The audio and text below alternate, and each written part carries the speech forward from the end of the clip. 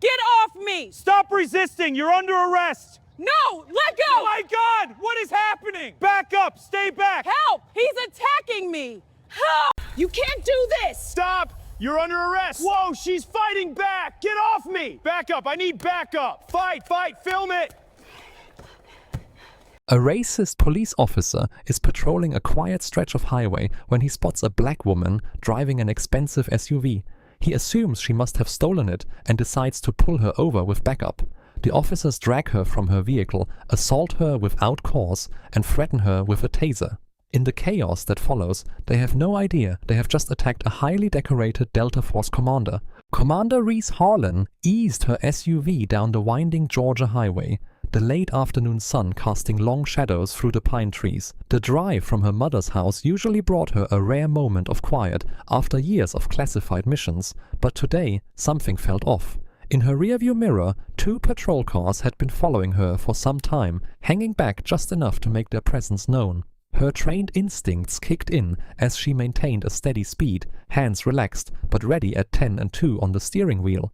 The cruiser suddenly accelerated, their engines roaring as they split apart, one cutting in front while the other boxed her in from behind. The lead car swerved sharply, forcing her to brake hard. Her SUV lurched to a stop on the shoulder, gravel crunching under the tires. "Keep your hands where we can see them," Deputy Harlan Crow's voice boomed through a megaphone. He emerged from the lead car, hand already on his holster. Deputy Vance Keller approached from the other side, his face twisted in a sneer. Reese lowered her window just enough to communicate but maintain protection. "Is there a problem, officers?" Crow's face reddened as he stormed up to her window. "When a woman like you drives a car this nice, it's stolen. Get out before we remove you ourselves." Her jaw tightened, but she kept her voice steady. "This is my vehicle. I have registration." "And did I ask you to talk?" Crow grabbed her door handle, yanking it open. "Out now."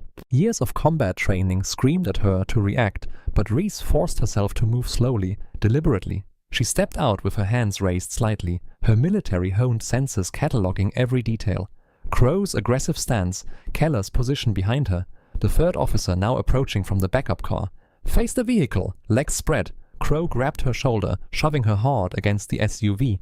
The impact knocked the breath from her lungs. "This is unnecessary," she stated calmly. "I'm a military officer." Keller's knee slammed into her ribs, cutting off her words. "Shut your mouth. You people always have excuses." The search was nothing more than an excuse for brutality. Rough hands patted her down with intentional force, lingering inappropriately. Reese's combat instincts flared with each violation, but she remained still, analyzing their positions, waiting. "Not so tough now, are you?" Crow twisted her arm behind her back, pushing it up until pain shot through her shoulder. Time to learn some respect. The 3rd officer circled around, cracking his knuckles. These types never learn respect until you teach it to them. Reese felt the cold metal of a taser press against her neck. Crow's breath was hot on her ear as he growled, "Maybe this will help the lesson stick." "You really don't want to do that," she said softly, her tone carrying a weight of absolute certainty. Crow laughed. "Oh yeah, watch me."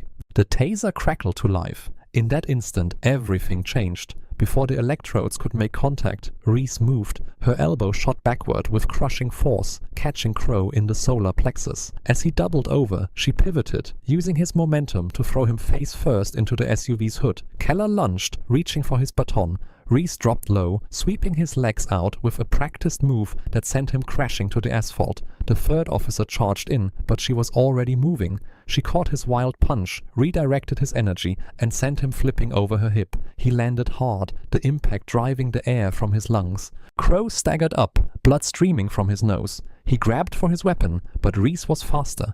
2 precise strikes, one to his wrist, another to his knee, left him howling on the ground. Keller tried to get her in a chokehold from behind. She responded with fluid efficiency, gripping his arm and throwing her weight forward. He flew over her shoulder, landing on the hood with a heavy thud that left a deep dent in the metal. The 3rd officer had managed to get to his feet, but the fear in his eyes showed he knew he was outmatched. He rushed her anyway, driven by desperation and wounded pride. Reese met his charge with controlled violence, a combination of strikes that left him sprawled beside his colleagues. In moments, all 3 officers lay groaning on the pavement. None had managed to land a single effective blow. Reese stood straight, her breathing calm and measured as the sound of approaching sirens filled the air. She didn't run. She didn't hide. She stood her ground, knowing this confrontation was far from over. The wailing sirens grew louder, but she remained perfectly still, her military bearing evident in every line of her posture. Crow tried to push himself up, spitting blood onto the asphalt. You're going to regret this.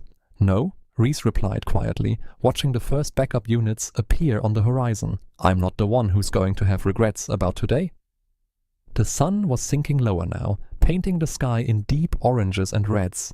The same Georgia highway that had promised a peaceful drive home had become a battlefield, one that would soon draw more combatants. As the sirens grew closer, Reese stood ready, knowing that this was only the beginning of a war she never wanted but would not back down from. Lieutenant Cyrus Graves's cruiser screeched to a halt at the scene, its headlights cutting through the growing dusk. The car door slammed with enough force to make the younger officers flinch. Graves emerged like a storm cloud, his face purple with rage as he surveyed his injured men scattered across the asphalt. "What in God's name happened here?" he bellowed, his voice echoing off the pine trees, his eyes locked onto Reese, who stood perfectly still, her military bearing unchanged. Crow pushed himself to his knees, still wheezing. She attacked us, Lieutenant. We were conducting a routine stop and—" Reese's voice cut through the air like steel. "You dragged me from my vehicle without cause, assaulted me, and attempted to tase me."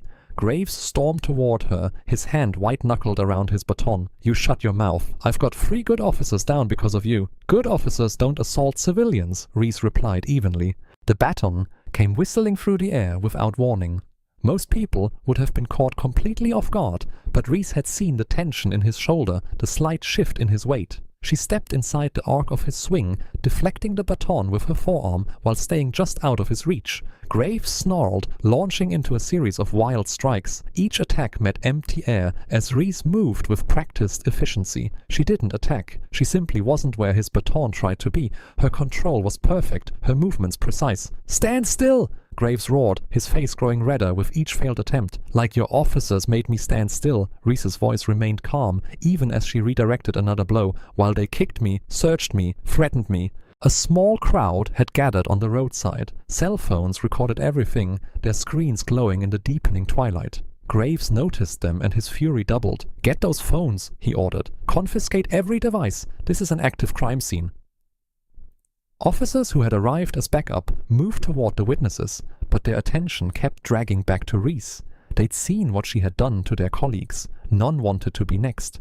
Graves launched another attack, this time aiming for her knees. Reese caught the baton mid-swing. For a moment, they stood locked together, his raw anger against her disciplined strength. Then she twisted, using his own momentum to send him stumbling forward. The baton clattered to the pavement. She could have ended him there. One strike to the back of his head, another to his kidney. He had left himself completely open. Instead, she stepped back, hands raised slightly. "That's enough, Lieutenant. We both know this stop was illegal." "Illegal?" Graves straightened up, trying to mask his heavy breathing. "The only thing illegal here is assaulting police officers. Take her down now." The backup officers hesitated, looking at their fallen colleagues, then at Reese's calm stance, fear warred with duty on their faces. "I won't resist," Reese said clearly, keeping her hands visible. "But everyone here knows what really happened." 2 officers finally approached, their movements stiff with tension. They grabbed her arms roughly, but she didn't fight as they pulled them behind her back. The handcuffs clicked shut with unnecessary force. "You're under arrest for assault on law enforcement officers, resisting arrest and attempted murder," Graves spat, retrieving his baton. He stepped close, his voice dropping to a whisper. "You have no idea what you've just started." As they led her to a patrol car, Reese watched Graves directing his men. "Secure the scene. I want every phone, every camera, and someone find out what happened to our dashcam footage." The drive to the county station was tense. Reese sat silently in the back, observing everything through the cage partition. The officers up front kept glancing at her in the rearview mirror, their nervousness evident in every jerky movement. At the station, she was processed with deliberate slowness. Each step seemed designed to maximize discomfort and humiliation. Through it all, she maintained her composure, gathering intelligence. She noted which officers avoided eye contact, which ones seemed uncomfortable with the situation, and which ones followed Graves's lead without question. From her position in booking, she could see Graves in his office, orchestrating the cover-up. Officers cycled in and out, each leaving with specific tasks. One carried out the dashcam hard drives, another began typing what would undoubtedly be a falsified report.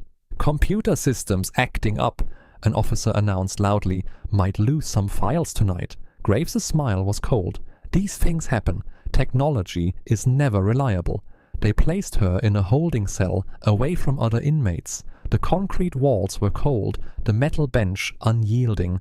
Reese sat with perfect posture, her training allowing her to find comfort in the discomfort. She had survived worse conditions in far more hostile territories. Heavy footsteps approached. Graves appeared at the bars, his face set in a smug expression. He had regained his composure, apparently confident in his ability to control the narrative. "No judge in this county will believe your story," he said, tapping his baton against the bars. "It'll be your word against 3 respected officers, and now look at you, just another violent offender in a cell." The fluorescent lights hummed overhead as 2 officers led Reese through the booking area. Her muscles ached from the hard metal bench, but she kept her posture straight, her face composed. The night had been long, filled with the echoes of drunk tanks and the occasional shouts of other inmates. "Processing for release hearing," one officer announced, refusing to meet her eyes. The booking sergeant typed slowly, deliberately drawing out each click of the keyboard. Lieutenant Graves burst through the door, a thick folder tucked under his arm. His smile was all teeth and malice. "Going nowhere just yet. Got some paperwork to file first." He slapped the folder down, spreading out multiple charge sheets. "Assault on law enforcement officers. That's 3 counts. Resisting arrest. And my personal favorite." He held up the last form with theatrical flair. "Attempted murder." "That's absurd," Reese said quietly, noting how several nearby officers shifted uncomfortably. "Is it?" Graves' voice dripped with mock concern. "Officers Crow and Keller tell a different story. How you exploded into violence during a routine stop. How you used military-style attacks that could have killed them. They're both in the hospital, by the way, thanks to you." "I want my phone call," Reese said. "And I'm requesting legal counsel." "Oh, certainly. We're all about proper procedure here." Graves' laugh was harsh. "Unlike some people who think they can assault officers without consequences." The phone call was brief. Within the hour, attorney Quinn Delaney strode into the station, her heels clicking purposefully against the linoleum. Her sharp eyes took in everything: the officer's body language, the hastily posted duty roster changes, the way Graves hovered near the booking desk. "I'm representing Commander Hale," Quinn announced, her voice carrying. "I need to see all charging documents and incident reports immediately." Graves tried to stare her down. "We're still processing the paperwork. These things take time." "Fascinating," Quinn replied, "especially since you've already leaked details to the press. I saw the morning news segment about the dangerous veteran who attacked your officers." She turned to Reese, speaking quietly but clearly.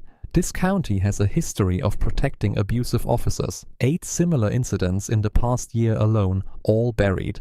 But they've never tried to frame someone with your credentials." "The dash camera footage will clear this up," Reese said. Quinn's smile was grim. "Let me guess. Technical difficulties, equipment malfunction." Graves cut in. "Real shame, but we have 3 officers' sworn statements about her unprovoked attack." 3 identical statements, I'm sure," Quinn replied. "We'll be requesting federal oversight. The pattern of civil rights violations in this department is too clear to ignore." While Quinn argued with Graves about bail conditions, Reese observed the station's operations. She noted which officers handled evidence, which ones managed the computers, who had access to the security footage. Every detail was valuable intelligence. Through the station's windows, she could see news vans gathering.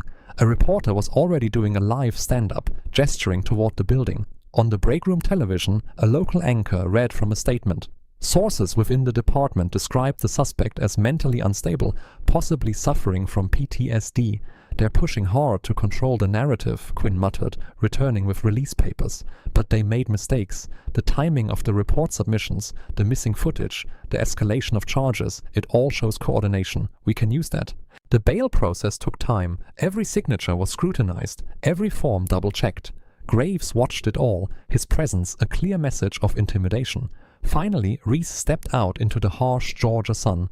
News cameras swung toward her, but Quinn stepped in front, blocking their shots. "No comments at this time. Any questions can be directed to my office." The drive home felt surreal. Every patrol car they passed seemed to slow down, officers craning their necks to look. Quinn's words rang in Reese's mind. "They'll try to isolate you, make you feel watched. Don't let them." Her mother's neighborhood was buzzing with unusual activity.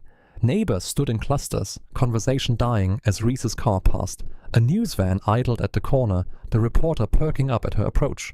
"I'll have my team start building the case," Quinn said as they pulled up to Reese's house. "We'll need to move fast before they destroy more evidence. Are you sure you don't want to stay somewhere else?" "This is my home," Reese replied simply. "I won't be driven out." Quinn nodded, understanding. "Call me immediately if they try anything. And Commander, be careful. Men like Graves are most dangerous when they're scared." Reese walked up her front path, aware of the cameras watching, the neighbors peeking through curtains. Her phone buzzed continuously. News alerts, social media mentions, messages from unknown numbers. The local station's website already had a headline: "Violent veteran attacks officers during traffic stop." Inside, her house was quiet, untouched. The silence felt like a refuge after the chaos of the jail. She closed the door, shutting out the world's noise, but her phone kept vibrating. Another alert. "Police union demands maximum charges in officer assault case."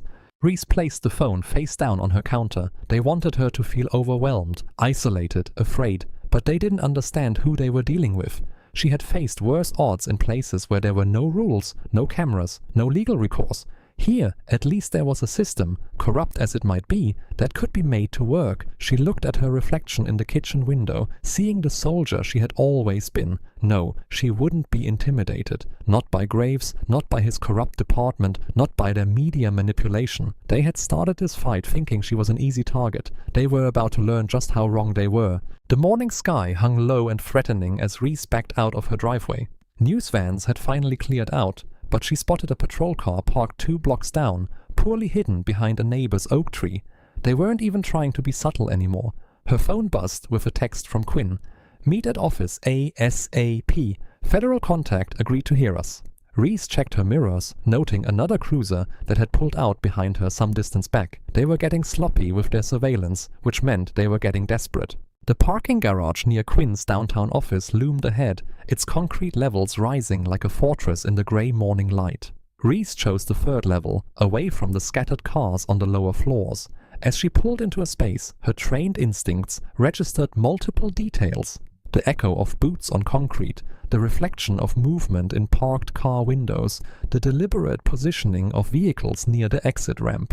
She stepped out of her car, keys in hand. "I know you're here," she called out, her voice carrying across the empty level. "Let's skip the theatrics." 4 deputies emerged from behind pillars and vehicles. She recognized Deputy Slade from booking, his young face tight with nervous energy. The others were older, harder looking. All carried batons, and their stance made it clear this wasn't an official visit. "Lieutenant said you might cause problems," the largest deputy growled, tapping his baton against his leg. "Said we should make sure you understand how things work around here before you meet those feds," another added, circling to her left. Accidents happen in parking garages all the time, especially to people who don't know when to keep quiet.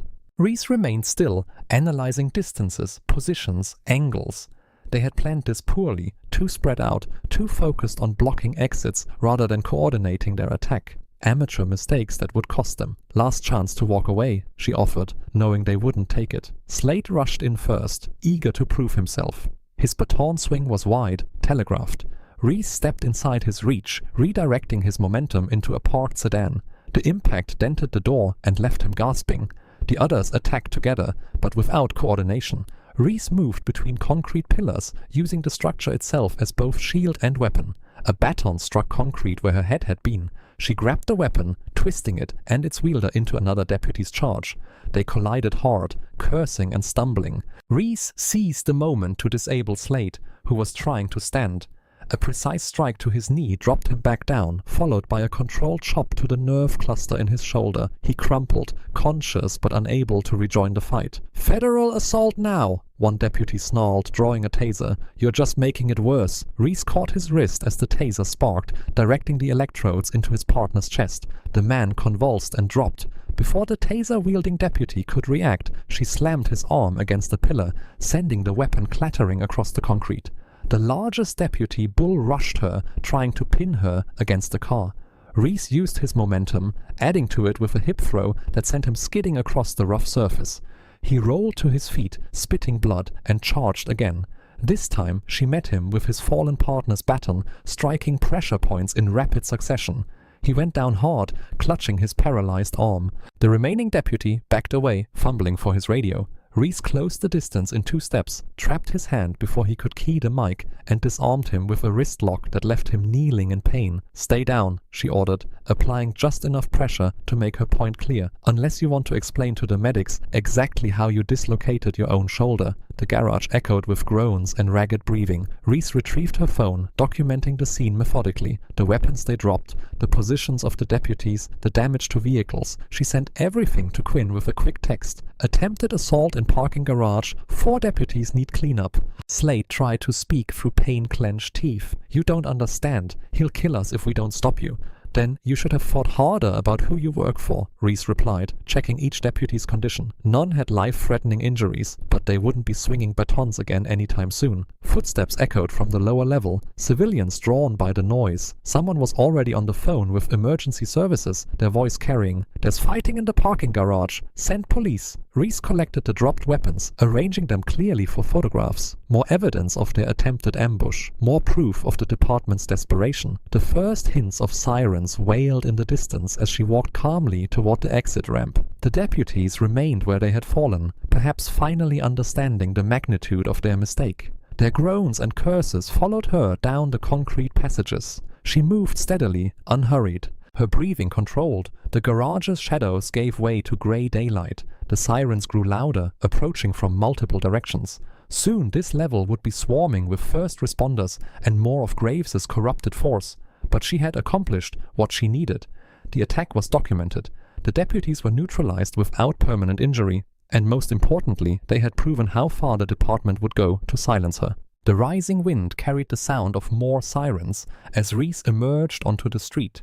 Red and blue lights reflected off nearby buildings. She took out her phone to update Quinn on her delayed arrival, her fingers steady as she typed. The afternoon sun cast long shadows through Quinn's office windows as Reese sat across from her attorney's desk. Files and photographs from the parking garage incident were spread between them, each image a testament to the morning's violence. "They're spinning this faster than I expected," Quinn said, tapping a freshly printed news article. "Look at this headline: Unstable veteran attacks officers in parking structure. They're painting you as someone who seeks out confrontation." Reese leaned forward, scanning the article. Her jaw tightened at the quotes from anonymous department sources describing her as a threat to public safety. They moved quickly. "Graves is smarter than he looks," Quinn admitted, shuffling through more papers. "He's already been to the DA's office. My contact there says he spent time with Marston this morning, right after the garage incident. Let me guess, they're expediting the charges." Quinn nodded grimly. "Marston's calling it a matter of public safety. They're trying to fast-track your prosecution before we can gather more evidence of their corruption." Reese stood, pacing the length of Quinn's office. The carpet muffled her steps as she moved past the law degrees and civic awards adorning the walls. "They're desperate. Those deputies this morning, they were scared, not just of me, but of Graves. One of them said Graves would kill them if they failed." "That tracks with what I've been hearing." Quinn pulled out another file. 3 complaints in the past year about officers claiming they were forced to falsify reports. All dismissed, of course, but there's a pattern of intimidation within the department. "We need to go higher," Reese said, stopping at the window. Below, pedestrians moved along the sidewalk, unaware of the corruption festering in their community. "Federal oversight. I have a contact at the Justice Department, Agent Elias Cross. He specializes in department-wide corruption cases." Quinn picked up her phone. "He's been looking for a way into this jurisdiction for months. Your case might be exactly what he needs." "Make the call," Reese agreed, "but Graves will retaliate as soon as he knows we're reaching out to the feds." "He's already retaliating." Quinn pulled up an email on her computer.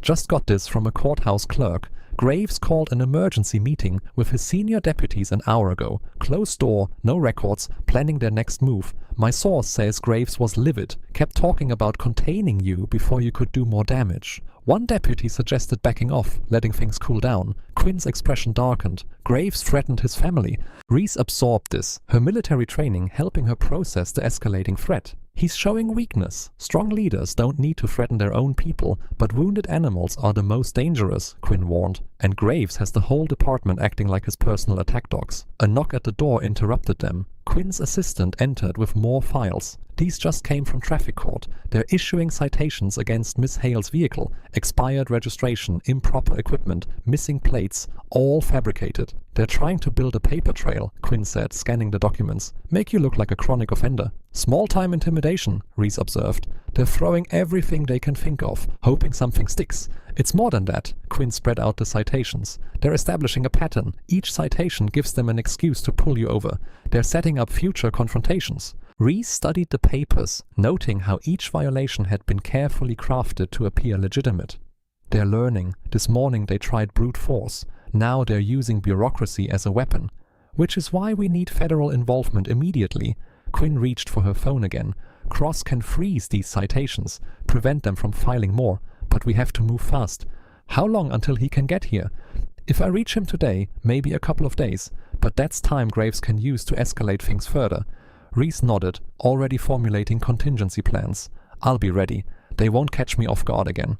There's something else, Quinn hesitated, then pulled out one final document. Graves filed a motion to revoke your bail, claiming you're a danger to his officers. Judge Whitman is reviewing it now. Whitman? Isn't he the one who golfs with Marston every Sunday? Quinn's expression was grim. The system here is a closed loop, Reese. They protect each other, cover for each other. Breaking that loop won't be easy. It never is. Reese gathered her things, preparing to leave. But systems like this have weak points. We just have to find them. The drive home was tense. Reese constantly checking her mirrors for patrol cars, but the department seemed to be keeping their distance for now. As she pulled into her driveway, the setting sun painted her house in deep orange and shadow. The citations were taped to her front door, multiple sheets fluttering in the evening breeze, a pointed reminder that they could reach her anywhere, even here. Reese removed them one by one, noting how official they looked, how carefully they had been crafted to appear legitimate. Standing in her doorway, she studied her quiet street. Somewhere out there, Graves was planning his next move. More deputies were being pressured into corruption. More innocent people were at risk of becoming targets. What had started as a simple traffic stop had evolved into something much larger. This wasn't just about defending herself anymore. It was about exposing a system that had rotted from within, about protecting a community that didn't even realize how deeply the corruption ran. The evening air grew cooler as darkness crept in. Reese stood motionless, citations in hand, feeling the weight of the fight ahead. Dismantling an entire corrupt system wouldn't be quick or easy, but she had faced worse odds before. The neon beer signs cast a sickly glow across the parking lot of Ali's bar as Reese pulled in. The sun was setting behind the building, painting the sky in deep purples and oranges. She had chosen this time carefully. Shift change meant maximum off-duty officers would be present. Ali's had been a cop bar for decades. The wooden sign above the door was weathered, barely legible in the growing darkness. Reese took a deep breath, centered herself, and pushed through the heavy door. The effect was immediate. Conversations died mid-sentence, heads turned, eyes narrowed. The place reeked of stale beer and hostility. At least 15 off-duty officers occupied various tables and bar stools, all now laser-focused on her presence. Reese moved with deliberate calm to the bar, feeling the weight of their stares. The bartender, a heavy-set man with graying temples, approached with visible reluctance. "Water," she said simply. He placed a glass in front of her without comment, then retreated to the far end of the bar where a cluster of officers huddled, speaking in low voices. Reese didn't turn around. She didn't need to. The mirror behind the bar gave her a perfect view of the room. Deputy Vance Keller sat at a corner table with 4 other officers, his face flushed from alcohol. His voice carried clearly across the now quiet space. "Told Graves not to worry about it. Judge Whitman's got his back. Been that way since they were rookies together." One of his companions glanced nervously in Reese's direction. Keller laughed louder now, clearly wanting her to hear. What's she going to do? That dash cam footage is gone. Graves made sure of it himself. Stayed late to wipe everything clean. No evidence means her word against ours, and we all know how that plays out in Whitman's court. Reese took a slow sip of water, memorizing details. The mirror showed 3 officers by the pool table beginning to move, positioning themselves between her and the exit. Their movements were clumsy. They had been drinking heavily. She stood, turning to face Keller's table. The bar grew even quieter, tension crackling in the air. Each step toward his table echoed against the wooden floor. That footage showed everything, didn't it? she asked calmly. That's why Graves was so eager to destroy it. Keller's face twisted with anger. You got some nerve coming in here. Just confirming facts, Reese said, like how Judge Whitman takes bribes to dismiss cases against corrupt officers. One of the drunk officers from the pool table grabbed her shoulder. Time for you to leave. Reese didn't move. Take your hand off me. Or what? A second officer moved in, breath heavy with whiskey. You're outnumbered here. Last warning, Reese said quietly. The third officer lunged, trying to grab her arm. Reese shifted, redirecting his momentum. He crashed into a table, sending glasses shattering across the floor. The first officer swung a wild punch. She blocked it easily, using his own force to spin him into the second attacker. They stumbled, cursing. One grabbed a chair, swinging it like a club. Reese stepped inside his reach. The chair splintered against the bar as she took him down with a precise strike to the solar plexus. He crumpled, gasping. The remaining officers attacked together, coordinating despite their drunkenness. Reese moved with fluid efficiency, never wasting motion. One swing left a dent in the wall where her head had been a moment before. She countered with an elbow strike that dropped the attacker to his knees. The last officer backed away, eyes wide with fear. Behind her, she heard chairs scraping as other cops stood, but no one moved to help. They had seen what happened to the first three. The footage, Reese said, turning back to Keller. Graves deleted it personally. Keller's face was pale now, the alcohol bravado gone. You're crazy coming here like this. Answer the question. Yeah, he spat. He wiped everything. Security footage too. Spent time making sure nothing survived. Happy now?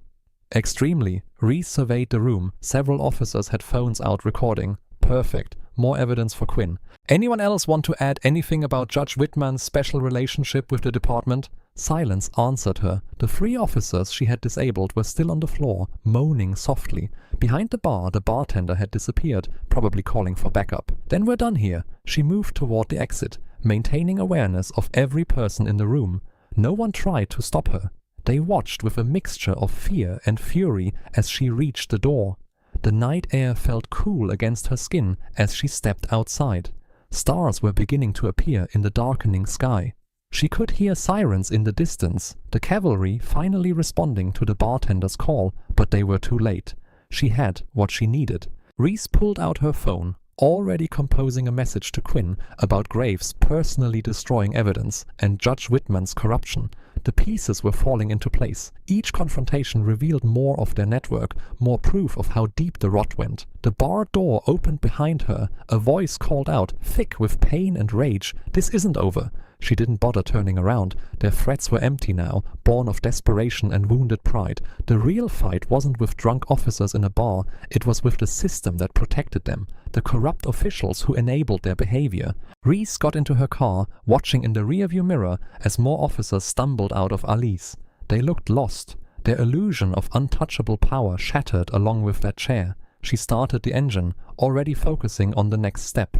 The evidence was destroyed, but now she had witnesses who had admitted to its destruction. It wasn't ideal, but Quinn would know how to use it. The sirens grew louder as she pulled away from the bar, leaving behind a scene of broken furniture, bruised egos, and the first real cracks in the department's wall of silence. The morning sun cast long shadows across the empty road as Reese headed toward Quinn's office.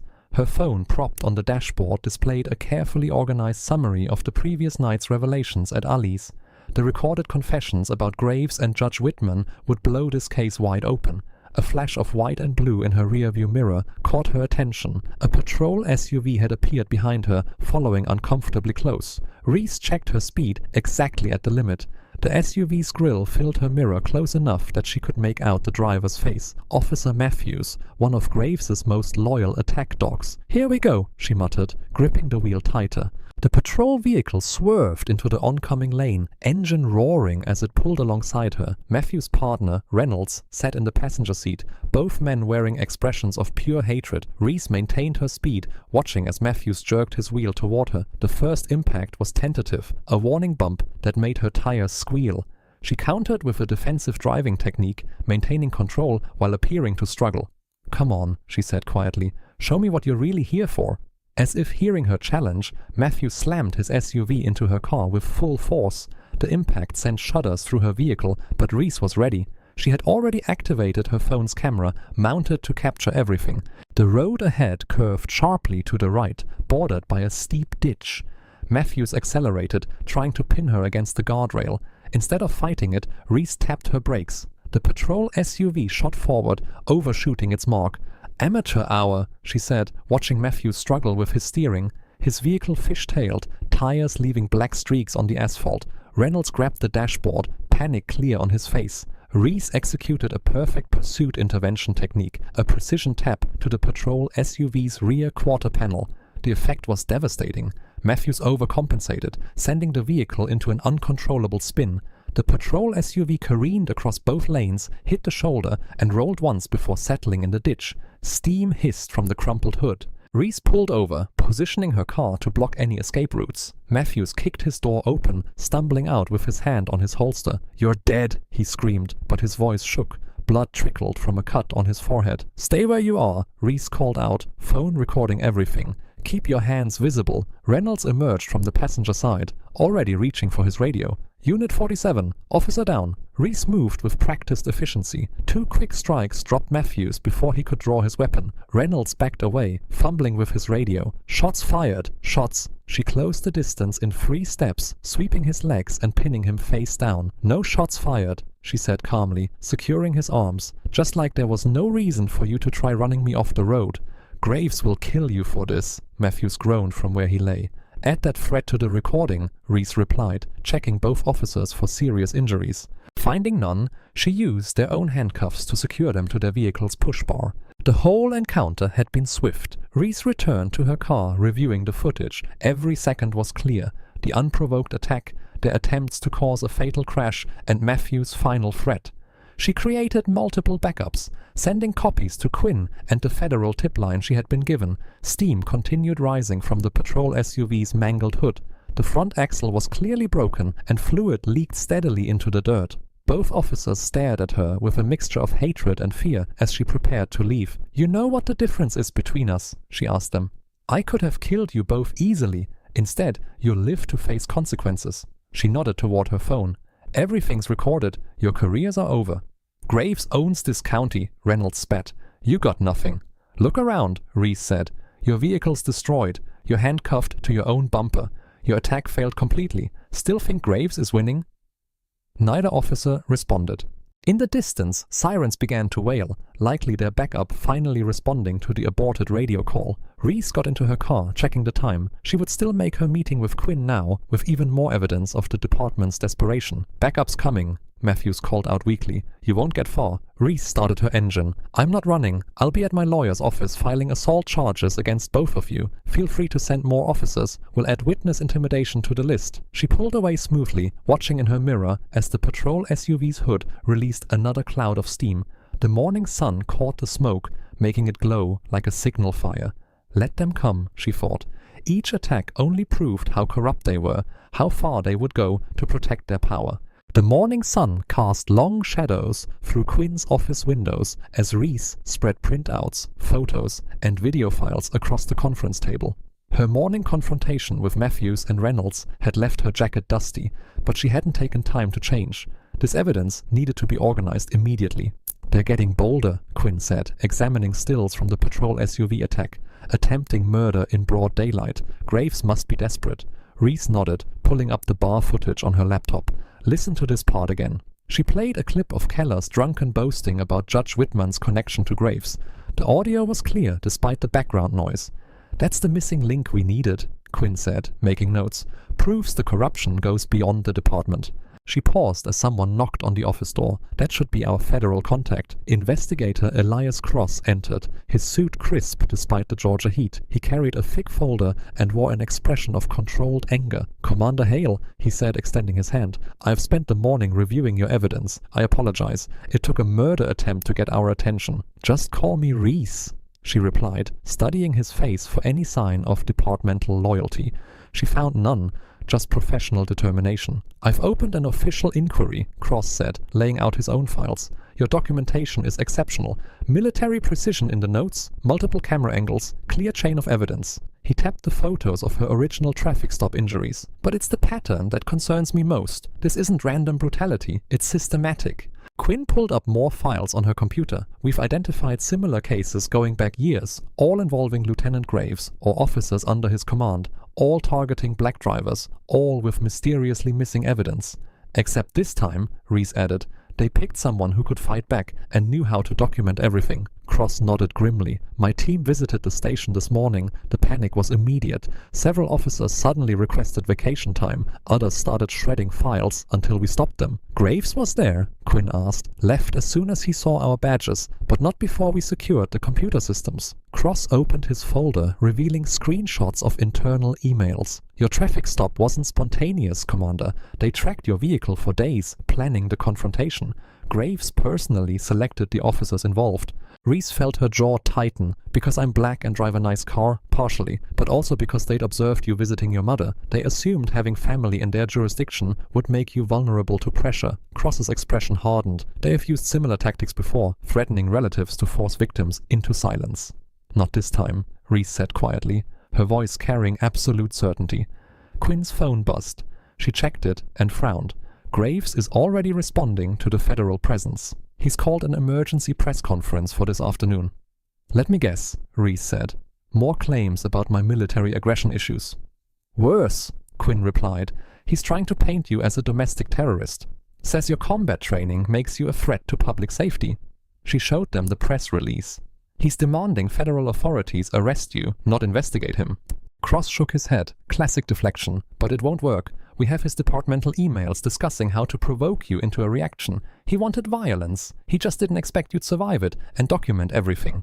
They spent the next hour reviewing evidence for the preliminary hearing. Cross confirmed the federal investigation would take precedence over local charges, effectively neutralizing Judge Whitman's influence.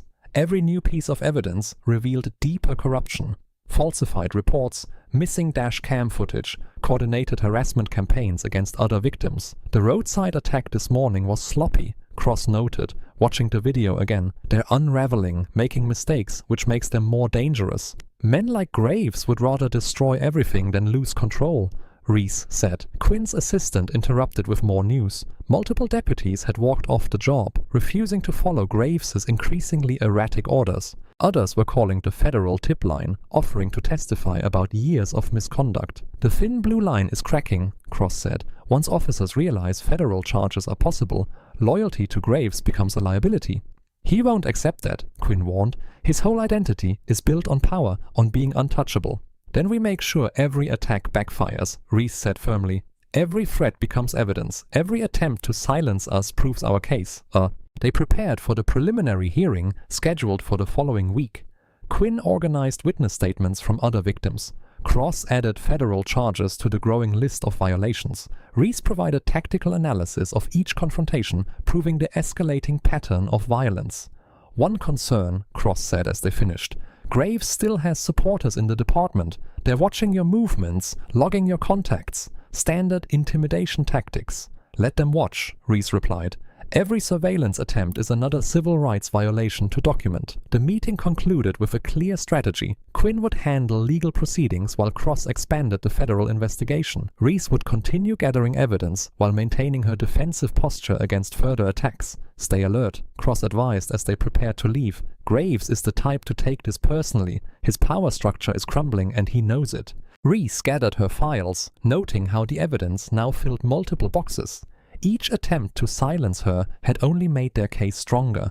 The very tactics meant to protect their corruption were exposing it instead. Quinn walked her to the elevator. We'll need you back tomorrow to prepare for depositions. My security team can escort you. I'll be fine, Reese assured her. They've learned direct confrontation doesn't work. The elevator opened to the lobby, its mirrored walls reflecting her determined expression. Through the glass doors, she could see the street clearly. An unmarked Crown Victoria sat across the intersection, its occupants poorly concealing their surveillance. Reese straightened her jacket, checking that her phone was still recording. Let them watch, she thought. Let them see what real strength looks like. Every moment they spent monitoring her was another moment their corrupt system weakened. The department's desperation was becoming more obvious with each passing hour. Their power built on decades of unchecked authority was finally facing real consequences. And Reese intended to see those consequences through to the end. The wooden benches creaked under the weight of spectators as Reese entered the crowded courtroom. Every seat was filled with people standing against the back wall. News of federal involvement had drawn reporters, civil rights activists, and countless citizens who had experienced similar abuse. Quinn walked beside her, briefcase filled with evidence. Investigator Cross sat at a separate table, his presence adding federal weight to the proceedings. Across the aisle, Lieutenant Graves and his department lawyer projected false confidence. Judge Marshall entered and the room stood. Unlike Judge Whitman, who had recused himself after his connections to Graves emerged, Marshall had a reputation for independence. Her expression revealed nothing as she reviewed the morning's motions. "We'll begin with the federal evidence," Marshall announced, nodding to Investigator Cross. Cross approached the bench with a digital recorder and transcripts. "Your Honor, during our investigation of missing dash cam footage, we recovered backup audio from officer body microphones. Department policy requires these recordings be preserved for 90 days. They were deliberately hidden in a miscategorized archive." Graves shifted in his chair as Cross connected the audio system. His lawyer whispered urgently in his ear. "The first recording is from Deputy Crow's microphone, time-stamped to the initial traffic stop," Cross explained. The courtroom fell silent as Crow's voice filled the space. "Look at this one, driving Daddy's car, I bet. These people always trying to show off what they ain't earned." Keller's voice followed. "Time to teach some respect. Been too long since we had a good one." The racial slurs that followed made several spectators gasp. The recording captured their approaching footsteps, the aggressive commands, and most crucially, their discussion of using force before any interaction occurred. "Crow, watch this. Going to make her squirm." Keller, "Just don't leave marks where cameras can see. You know the drill." Quinn stood. "Your Honor, this proves premeditation. The officers planned to use excessive force before any contact with my client." The department lawyer objected, claiming the recordings could have been altered. Judge Marshall overruled immediately. "The Federal Forensics Lab has authenticated these recordings," Cross stated. "We have continuous audio from multiple officers' devices." He played another clip the moment they dragged Reese from her vehicle. The sounds of impact were clear, along with their taunting comments about putting her in her place. The recording captured Reese's calm warnings, followed by the distinct buzz of Crow's taser. Several jurors visibly recoiled at the officer's language and threats. Even Judge Marshall's neutral expression cracked slightly. "The prosecution has charged Commander Hale with assaulting officers and resisting arrest," Quinn addressed the court. "These recordings prove she acted in self-defense against an orchestrated attack motivated by racial bias." Graves's face had turned deep red. His hands gripped the table edge until his knuckles went white. Cross presented more evidence. Internal emails showing the department's pattern of targeting black drivers. Testimony from officers who had quit rather than participate in Graves's schemes. Data proving systematic evidence destruction. "Your Honor," the department lawyer attempted, "these recordings were obtained without proper..." "They were obtained through standard federal investigation protocols," Judge Marshall cut him off, "and they revealed deeply disturbing conduct by law enforcement officers." Reese watched Graves carefully. His composure was crumbling. The carefully constructed image of authority he had maintained for years was dissolving in real time. Judge Marshall reviewed the transcripts again. "Based on this evidence, I'm dismissing the charges of assaulting an officer and resisting arrest. Commander Hale's actions clearly constitute self-defense against excessive force and civil rights violations." A wave of whispers swept through the courtroom. Graves shot to his feet. "This is nonsense," he shouted. "She attacked my officers. We can't let these people..." "Lieutenant Graves," Judge Marshall's voice cracked like a whip. "Control yourself or be held in contempt. Your choice of words is telling." Quinn stood. "Your Honor, given the clear evidence of civil rights violations, we move to dismiss all remaining charges against my client." "So ordered," Marshall replied without hesitation. "Furthermore, I'm referring this matter to the Justice Department's Civil Rights Division for additional investigation." The gallery erupted in murmurs. Years of unchecked abuse were finally facing consequences. Reese remained composed, but inside she felt the first real relief since that night on the highway. Graves stormed out, shouldering past reporters. His lawyer trailed behind, already distancing himself from the collapse. "Commander," Judge Marshall addressed her directly, I apologize for the ordeal you've endured. This court failed in its duty to protect citizens from abuse of power. Reese nodded respectfully. Thank you, Your Honor. After the judge departed, well-wishers surrounded Reese and Quinn. Cross joined them. His usually stern expression softened slightly. This is just the beginning, he said quietly. The federal investigation will continue. More victims are coming forward. Good, Reese replied. The whole system needs exposure. They made their way through the courthouse halls, past cameras and microphones. Quinn handled the press questions while Reese moved steadily toward the exit. The noon sun felt warm and cleansing as she stepped outside. For the first time since the traffic stop, she felt the weight lifting, not gone entirely. There would be more battles ahead, but the momentum had shifted. Truth was finally breaking through years of silence and intimidation. Standing on the courthouse steps, Reese watched citizens gathering, sharing stories of their own encounters with departmental abuse. Each person who spoke up added another crack to the wall of impunity Graves had built. Quinn joined her outside. The judge's ruling opens the door for civil suits. Other victims can now come forward with solid legal precedent. Reese nodded, feeling the warm breeze and watching more community members arrive to show support. The system's power had always depended on isolation, making each victim feel alone and helpless. That isolation was breaking down, replaced by unity and determination. The sunset painted long shadows across Reese's driveway as she pulled in, her shoulders finally relaxing after weeks of tension. The courthouse victory felt substantial, like the first real crack in Graves's armor. She collected her jacket and briefcase, allowing herself a small smile. Inside, she kicked off her shoes and poured a glass of water, replaying Judge Marshall's words. The validation felt good, but more importantly, it opened doors for others to come forward. Maybe the system could change, even if slowly. Her phone buzzed, her mother's number lighting up the screen, but it wasn't her mother's voice that came through. It was her neighbor, Mrs. Taylor, speaking in panicked tones. "Reese, they're here! 4 patrol cars! They're going into your mama's house right now!" The glass slipped from Reese's hand, shattering on the kitchen tile. "What? Who's there?" "The sheriff's department. They're saying something about obstruction charges, evidence tampering. Your mama was just sitting on her porch. They're being so rough with her." Reese was already moving, grabbing her keys. "Call Quinn's office. Tell them exactly what's happening. I'm on my way." She hadn't made it to her car when her phone exploded with notifications, news alerts, text messages, social media tags, all carrying variations of the same headline. Delta Force Commander's violent past exposed. Questions about mental stability. Her hands went cold as she opened the first link. There was her service photo, alongside carefully selected mission details that had been twisted to paint her as unstable and dangerous. Classified information about her counterterrorism work had been leaked and deliberately misrepresented. The article quoted anonymous department sources describing her as trained in lethal tactics and potentially unstable from combat stress.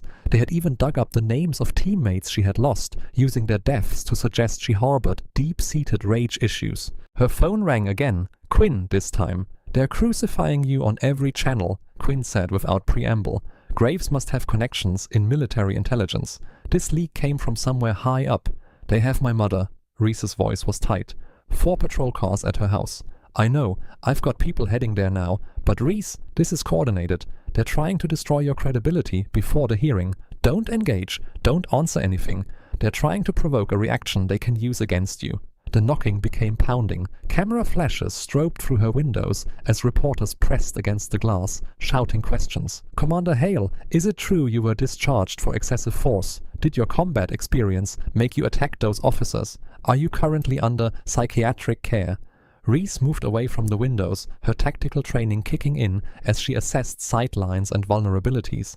The house felt suddenly exposed, like a target under a spotlight. Her phone lit up with another call. "Mrs. Taylor again. They put her in handcuffs, Reese. Your mama's crying, but they won't let me near her. They're saying she destroyed evidence, but she ain't done nothing." Reese's hands clenched. "Is she hurt?" They grabbed her arm so rough. She kept asking for her heart medicine, but they wouldn't let her get it. "Stay with her if you can. I'm sending my lawyer." More pounding at her door, more shouted questions. Her phone buzzed constantly with news alerts, each headline worse than the last. "Decorated commander or dangerous vigilante. Violence follows Hale. Pattern of aggressive incidents. Sources. Hale's unit suffered heavy losses under her command." She moved through her darkening house, switching off lights to make it harder for cameras to see inside. The reporter's questions became more pointed, more provocative. Did losing your team make you snap? Were the officers right to fear for their safety? Should someone with your training be allowed to live freely? Reese's phone buzzed with a text from Quinn. Your mother's being processed at county jail. Graves himself signed the warrant. Working on bail now. Another text followed. Warning. They're painting you as unstable. Want you to react badly. Don't give them anything. Reese sank onto her couch in the darkness, feeling the walls closing in. Everything she had built, every sacrifice she had made, Graves was twisting it all into ammunition. Her service, her losses, her dedication to protecting others. He had turned them into weapons against her. The reporters outside kept shouting their questions, designed to wound. Did you enjoy hurting those officers like you hurt enemy combatants? How many people died under your command? Are you a danger to the public? She thought of her mother, terrified and alone in a jail cell, denied her medication. Thought of her teammates, their memories being twisted into tabloid fodder. Thought of every person Graves had ever abused, knowing he believed himself untouchable. The darkness felt heavy as Reese sat motionless, letting the truth settle in her chest. The system wouldn't stop. It would keep coming, keep hurting people she loved, keep twisting reality until she was destroyed, unless she destroyed it first. The camera flashes continued outside, lighting up her living room in harsh bursts. But Reese barely noticed them now. Her mind was already shifting, analyzing patterns and weaknesses, identifying pressure points in Graves's network of corruption. She had tried playing defense, tried working within the system. That approach had just put her mother in jail and turned her service into a scandal. The darkness wrapped around her like a tactical cloak as she sat absolutely still, letting the rage focus her thoughts into cold precision. She had fought against systemic evil before. She knew how to dismantle hostile networks, and she had never lost when the mission truly mattered. Morning sunlight sliced through Reese's bedroom blinds, casting tiger-striped shadows across her bare walls. She hadn't slept, hadn't even tried. The night had been spent processing intel, mapping connections, identifying weak points in Graves's network. Her mother was still in custody, denied bail on obviously trumped-up charges. The media circus continued outside, though the crowd had thinned to just 2 persistent news vans. Their presence didn't matter anymore. She was done playing defense. Reese moved through her morning routine with mechanical precision. Cold shower, protein bar, black coffee. Her tactical mindset had fully engaged, treating this like any other hostile network that needed dismantling. She packed her evidence files into a secured briefcase. Recordings, timestamps, witness statements, financial records she had gathered through back channels. The reporters perked up as she emerged from her house, but she ignored their shouted questions. Their cameras followed her to her SUV, desperate for any reaction they could twist into controversy. She gave them nothing. 20 minutes later, she walked into Quinn's office. The attorney was already there, with Investigator Cross, both looking grave as they watched a morning news segment about Reese's troubled military past. "They're really pushing the unstable veteran angle," Quinn said, muting the TV. "Your mother's still being held without bail." "I know where this goes next," Reese interrupted, setting her briefcase on the desk. "Graves will keep escalating until someone dies, so we end it first." She pulled out her files, spreading them across Quinn's desk in precise rows. Private prison corporations showing massive profit spikes every time Graves' department conducted special enforcement periods, traffic stop quotas targeting specific neighborhoods, kickback patterns disguised as consulting fees. Cross picked up one of the documents, eyebrows rising. "How did you get these financial records?" "I have contacts who owed me favors. Everything's authenticated." Reese tapped another folder.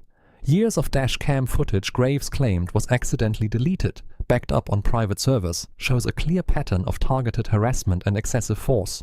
Quinn leaned forward. "This is exactly what we need, but it's also incredibly dangerous. These corporations have serious political influence." "They also have a serious paper trail," Reese said. "Names, dates, dollar amounts, enough to trigger multiple federal investigations." She turned to Cross. "That's where you come in." The investigator nodded slowly, still scanning the documents. "This level of coordination between law enforcement and private prisons, it's systemic corruption." "But Reese, if we move on this, they won't just try to discredit you, they'll try to eliminate you." "They already are." Reese's voice was steel. "But now we have proof of why. Show them how much money they're making off false arrests. Show them the kickback patterns. Show them everything." Quinn spread out more files, her legal mind already building cases. We'll need protection for witnesses. Several of these officers might flip if offered immunity. Already handled, Cross said. I've got a task force on standby, but timing is crucial. If Graves realizes we have all this, he'll burn everything and run. That's why we trigger him first, Reese finished. Make him react without thinking. She pulled out a final file, surveillance photos showing Graves meeting with prison executives in private locations. He's already paranoid. When these hit the media, he'll assume someone in his inner circle betrayed him. He'll make mistakes. Quinn looked concerned. He'll also become more dangerous. You're literally threatening his entire power structure. Good. Reese's voice was cold. Let him feel threatened. Let him gather his most loyal thugs. Let him think he can still solve this with force. She checked her watch. In fact, he's probably already planning something. Cross straightened. You think he'll make a direct move against you? I'm counting on it. But this time we control where and when. Reese pointed to a map showing an abandoned impound lot on the edge of town. It's isolated. No civilians, limited escape routes, and our surveillance shows his deputies using it for unauthorized meetings. Perfect place for an ambush. Exactly, Cross said grimly. So we leak my location through his informants. Let him think he has one last chance to silence me before these files go public. Reese's eyes were focused and lethal. He'll bring everyone who's compromised. Everyone who can't afford an investigation. Quinn shook her head. It's incredibly risky, even with your training.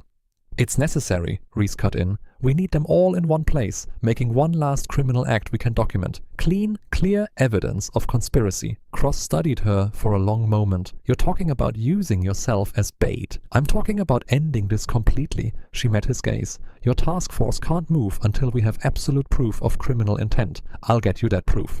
They spent the next hours refining the plan. Quinn coordinated with trusted reporters to prepare the financial exposure. Cross-positioned surveillance teams. Reese walked them through tactical scenarios, entry points, likely reactions. The sun tracked across the sky as they worked. Reese kept one eye on her phone, watching for news about her mother. The jail was still denying visits, claiming security concerns. By late afternoon, their sources confirmed movement in Graves's camp. Deputies were being quietly contacted. Vehicles were being moved to the impound lot. The trap was being set exactly as Reese had predicted. Darkness fell as she parked a block from the lot. Through her windshield, she could see multiple vehicles already gathered inside the fence. More headlights approached from side streets. Graves was assembling his force. Reese checked her phone one last time. A text from Cross. Surveillance in position. Still time to wait for backup. She didn't respond. Instead, she stepped out into the cool night air, her boots silent on the cracked pavement. The lot's chain-link fence rattled softly in the breeze. Beyond it, shadowy figures moved between parked cars and storage containers. She could hear their muttered voices, the metallic sounds of weapons being checked. Graves was gathering everyone who was compromised, everyone who had participated in his corruption, just as she had planned. Inside the dimly lit impound lot, Reese walked steadily through pools of shadow cast by security lights. Graves stood in the center of a loose circle, nearly a dozen deputies spread out around him. The air was thick with tension and a metallic smell of old cars. You just couldn't let it go, Graves called out, his voice echoing off container walls. Had to keep pushing until you forced our hand. Reese scanned her surroundings with practiced efficiency. Stacked shipping containers created urban canyons. Rusted vehicles sat like silent witnesses. Tools and chains lay scattered across oil-stained concrete. Every piece of terrain was a potential weapon or shield. Nobody leaves here until she's dealt with, Graves announced to his men. Permanently. The deputies shifted nervously, checking weapons. Some held batons or lengths of pipe, others gripped heavy chains, a few had hands hovering near holstered firearms, their breath fogged in the cold night air. Last chance to walk away, Reese said calmly. Anyone who leaves now stays off the indictment list. A young deputy, barely more than a rookie, took an uncertain step backward. Graves whirled on him. You move, your career's over, he snarled. Everyone here is committed, no backing out. The deputy froze, fear visible even in the dim light. Reese locked his position. He would hesitate in the fight, creating a gap in their circle. Take her, Graves ordered. The first deputy charged forward, swinging a heavy chain. Reese stepped inside his arc with fluid grace, caught his wrist and twisted. The chain clattered to the ground as he dropped, crying out in pain. She kicked it away into the darkness. That broke the tension. Deputies rushed her from multiple angles, weapons raised. Reese moved like water, each motion flowing into the next. A baton strike whistled past her head as she ducked. She caught the attacker's arm, using his momentum to throw him into two others. Metal rang against metal as a pipe hit the container behind her. Reese spun, drove her elbow into the deputy's solar plexus, then pushed off him to avoid a chain swinging for her legs. The fight expanded, deputies spreading out to surround her. Reese backed toward a storage container, analyzing angles and distances. 3 deputies approached from the front, trying to pin her. Instead of retreating, she planted one foot on the container side, pushed up, and grabbed the edge. In one smooth motion, she pulled herself onto the top, gaining the high ground. "Don't let her stay up there!" Graves shouted. "Get her down!" 2 deputies scrambled up opposite sides of the container. Reese waited until they were committed to their climb, then stomped hard on one's fingers. He fell back with a yell. The other managed to get one hand on top. She grabbed his wrist and yanked him forward, sending him tumbling across the container surface. Below, deputies circled like wolves, looking for angles to attack. Some tried throwing tools and debris. Reese dodged a wrench, letting it clang behind her. The elevation gave her precious seconds to study their positioning. Graves had moved back, coordinating the assault. 4 deputies guarded the container's corners. 3 more spread out with chains and pipes, ready to strike if she descended. The rookie hung back, clearly uncertain. A deputy with a baton managed to climb up from behind. Reese heard his boots on metal and spun. He swung wild, off balance on the uneven surface. She blocked with her forearm, trapped his weapon arm, and used his forward momentum to throw him off the container. He crashed into 2 others below. "Use your firearms!" Graves screamed, losing composure. And with that, the sound of multiple holsters unsnapping echoed through the lot. Reese was already moving. She ran along the container's edge as the first shots cracked out, bullets sparking off metal. At the corner, she grabbed a hanging chain and swung down, putting the container between her and the armed deputies. In the shadows underneath, she found the chain she had kicked away earlier. Wrapping one end around her fist, she waited as boots approached from both sides. The deputies were moving more cautiously now, coordinating their attacks. A baton thrust into the darkness, trying to flush her out. Reese caught it with the chain, yanked hard, and disarmed its owner. Another deputy dove under the container with a pipe raised. She redirected his strike into the metal above, the impact numbing his hands. Shouts and curses filled the air as more deputies converged. Reese rolled out from her cover, chain whipping out to tangle one deputy's legs. He pitched forward as she rose, using him as a shield against the others. When 2 rushed her together, she pushed her captive into them and spun away. The fight shifted through pools of light and shadow. Reese moved constantly, never letting them pin her down. She used the terrain ruthlessly, slamming attackers into containers, tripping them over debris, forcing them to bunch up in narrow spaces where they hindered each other. The rookie finally worked up his courage and charged with a length of pipe. Reese disarmed him almost gently, then pushed him away. "Stay down," she advised. "This isn't your fight." He scrambled back, eyes wide with fear and relief.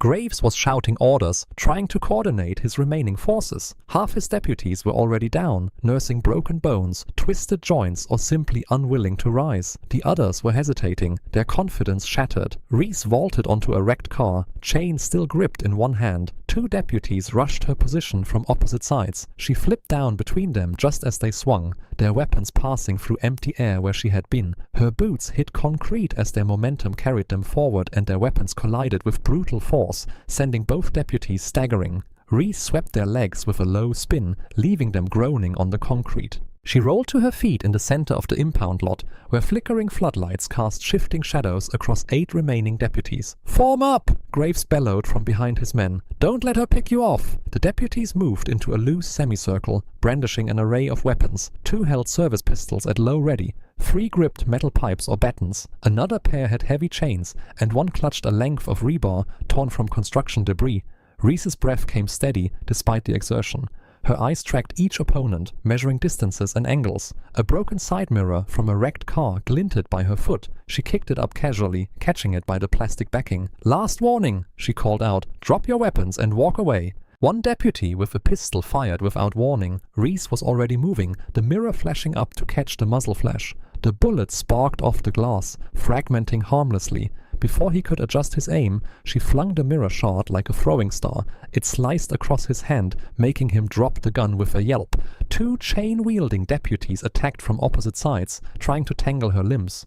Reese dropped and rolled as metal links whistled overhead. She came up with a length of rebar, blocked one chain wrap, and trapped the other against the ground. A sharp tug pulled both deputies off balance. "Behind you!" Graves shouted. A baton swung for her head. Reese brought the rebar up in a precise block. The impact shattered the wooden baton, sending splinters flying. She reversed her grip and drove the rebar's end into the deputy's chest, knocking him back, gasping. The second gunman tried to circle for a clear shot.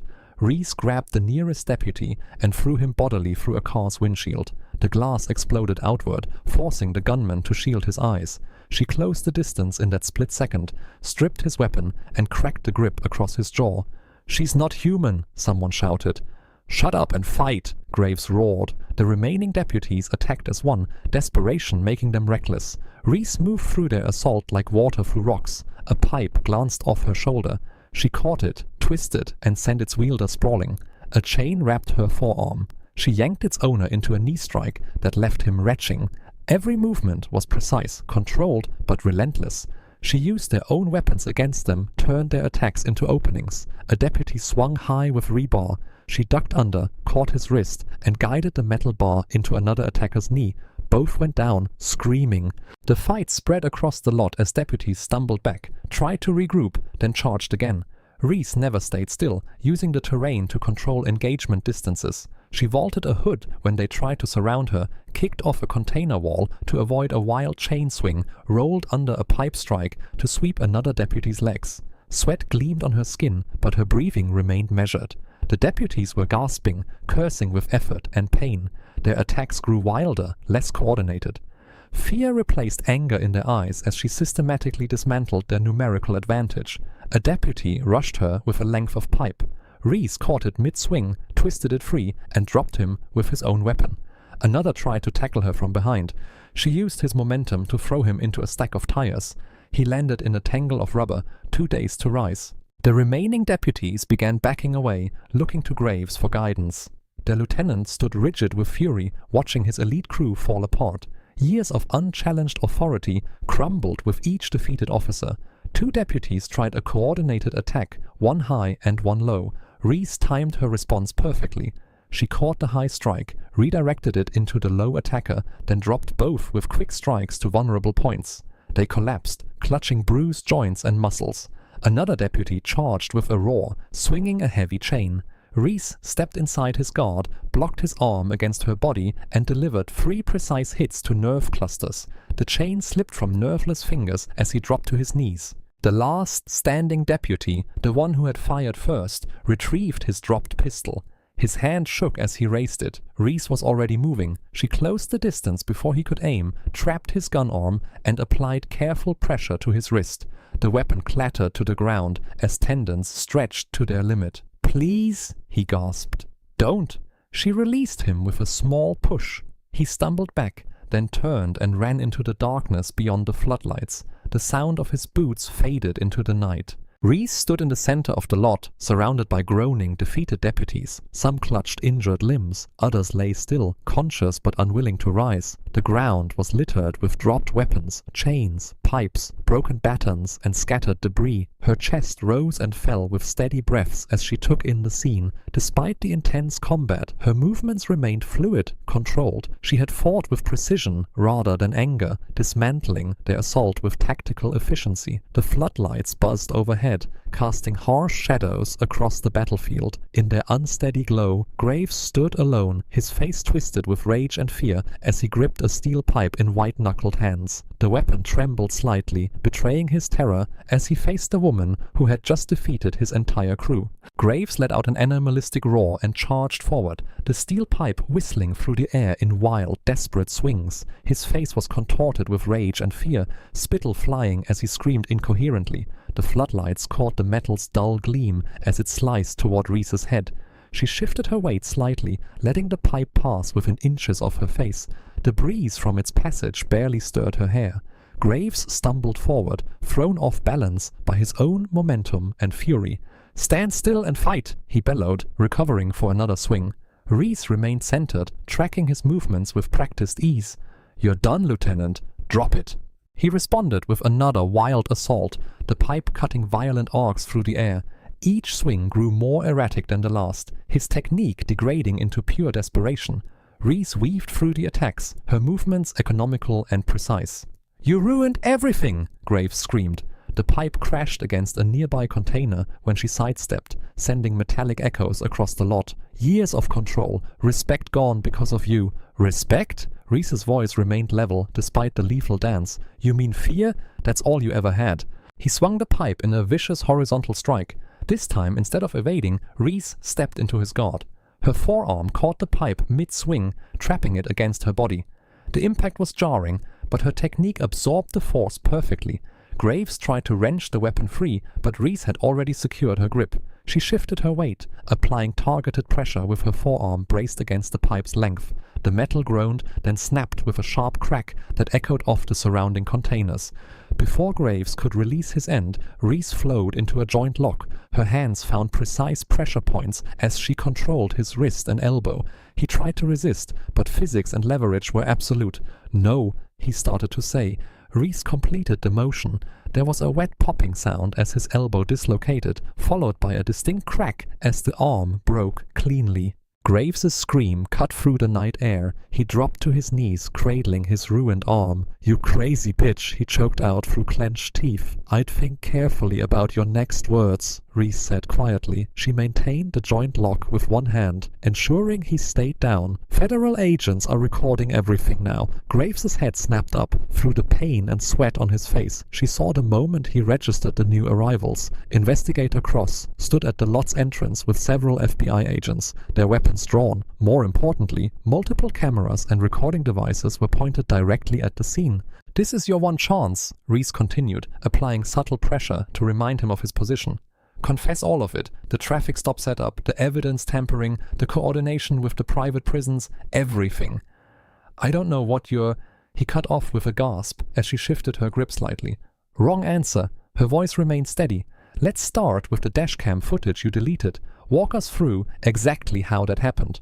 Graves tried to squirm free, but the joint lock was absolute. Sweat ran down his face as he looked frantically between Reese and the advancing federal agents. His resistance crumbled. "Fine," he spat. "I ordered the footage erased, had a tech wipe the whole system to cover our tracks." "And the reason for the initial stop?" His laugh was bitter, tinged with pain. "We target them all. Anyone black in a nice car gets stopped, searched, arrested if possible, keeps the private facilities full, keeps the kickbacks flowing."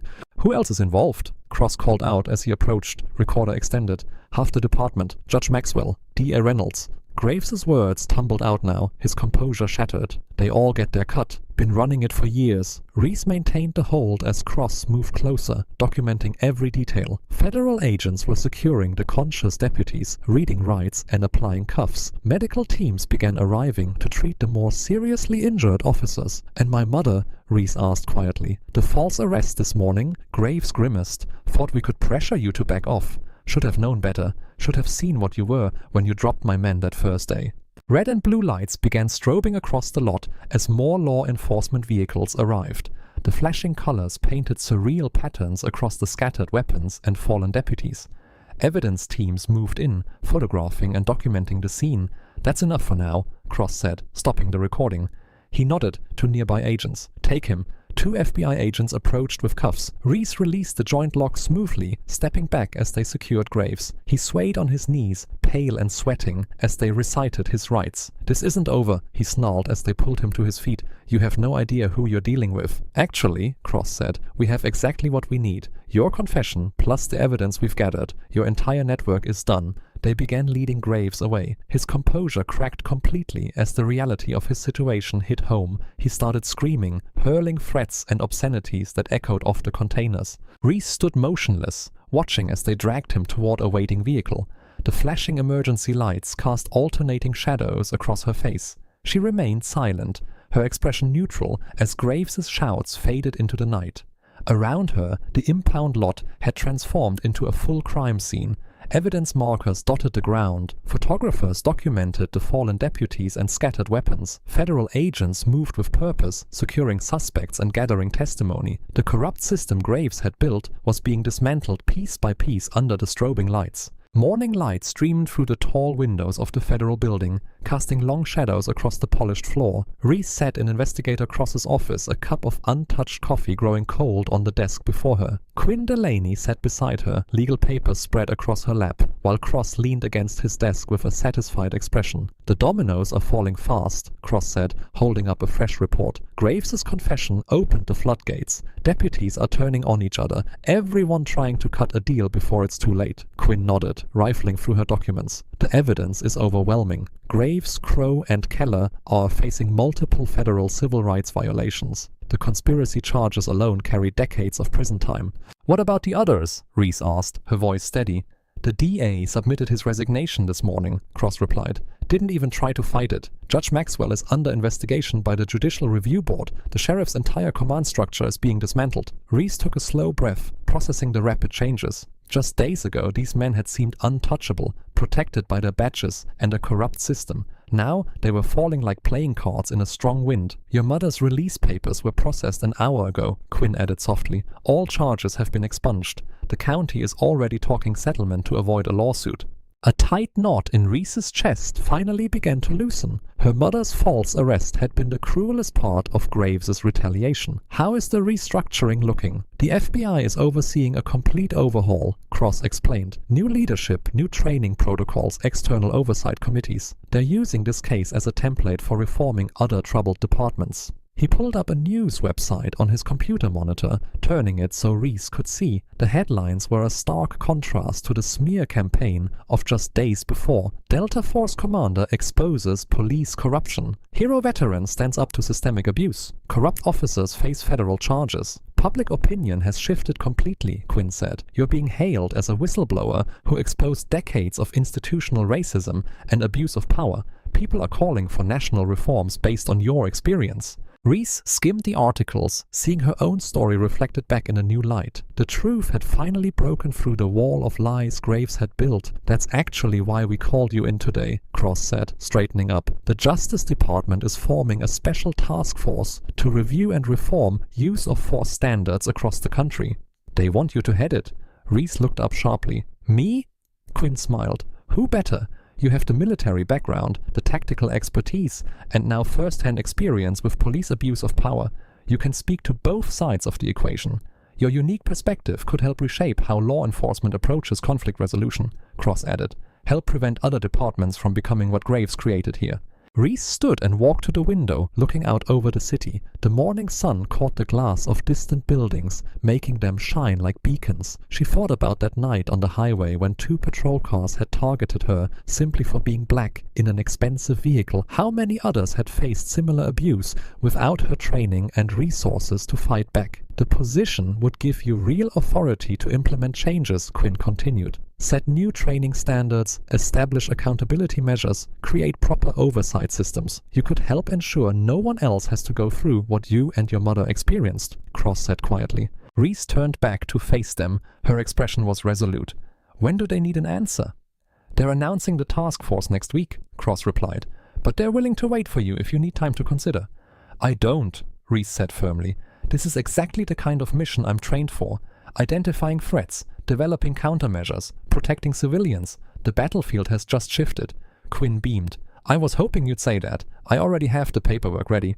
They spent the next hour reviewing documents and discussing initial priorities. The scope of the task force was ambitious, but Reese felt energized by the challenge. This was a chance to create lasting change. As they wrapped up the meeting, Cross's phone buzzed. He checked the message and smiled. "Your mother's processing is complete. She's waiting in the lobby." Reese gathered her things quickly. The 3 of them rode the elevator down together, emerging into the bright marble lobby where Evelyn Hale stood waiting. Her mother's face lit up at the sight of her daughter. They embraced tightly, neither speaking for a long moment. When they separated, both women had tears in their eyes. "Ready to go home?" Reese asked softly. Her mother squeezed her hand. "More than ready." They walked together through the lobby's revolving doors, emerging onto the courthouse steps. The morning air was crisp and clean, carrying the promise of spring. News crews had gathered, but they kept a respectful distance, allowing the mother and daughter their moment of peace. Reese took a deep breath, feeling the weight of the past weeks finally lifting from her shoulders. The storm had passed. The corrupt system that had targeted them was being dismantled. More importantly, she now had the opportunity to prevent similar abuse from happening to others. Her mother seemed to read her thoughts. "You're going to take the task force position, aren't you?" "Yes," Reese replied. "Someone needs to make sure what happened to us can't happen again." Evelyn nodded proudly. "Then you'd better get to work. There's a lot of fixing to be done." They stood together in the morning sunlight, free at last from Graves' shadow. The courthouse rose behind them like a massive stone guardian, no longer a symbol of corruption, but of justice restored. For Reese, it marked not just an ending, but a new beginning, a chance to reshape the very system she had survived.